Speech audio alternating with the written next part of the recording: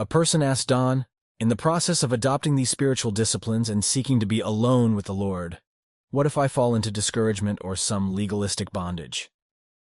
Well, the big thing is there are mornings when it's like the heavens are open, where I really sense God drawing near. And I'm helped as I read the scripture. I mean, it's riveted in my heart. I mean, I'm seeing things. There are many times when I see nothing. I find myself rereading my systematic Bible reading. I just read a few verses and I said, I'm not even paying attention. My mind is easily drawn away. So I reread it. So the thing is, you stay the course, even though it may not be as savory this morning as it is other mornings. But I would say in all those disciplines, I just continue to stay the course, whether I am fulfilled or not. In my conscience, I know I'm pleasing God in fulfilling those disciplines. Does that come close? So it's not exactly pursuing the satisfaction, but rather maybe not even the discipline, but just like indeed continuing on in the practice. Yeah.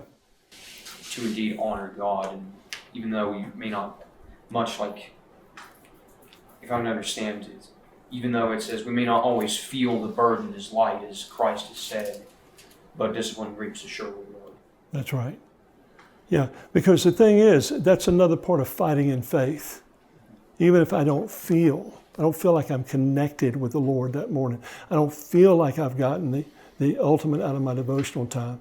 I still stay the course. I fight the good fight of faith, which the implication of that is I resolve to still read the scripture and still pray, even though I don't have that stirring and that joy and that expectation that I have in other times. And God honors that, brother. Because even that is an act of faith, is I still stay the course. That's an act of faith. I suppose in continuation with that thought, one last question. I suppose then in that light, being unjoyous or not feeling that joy is not a sin. That's Though right. we are indeed commanded to bear fruit of the Spirit, which is love, joy, peace, and faith and light. Yeah, you read these quotes like George Mueller, that the first aim of his day was to get his soul happy in God. Well, you got to be careful because there are days I don't get my soul happy in God. Or you read Andrew Murray, who said the purpose of devotions is to secure the presence of God for the day. Well, I have to believe that I have secured the presence of God by the fact that I've obeyed God, even though I don't feel like I've secured the presence of God for the day.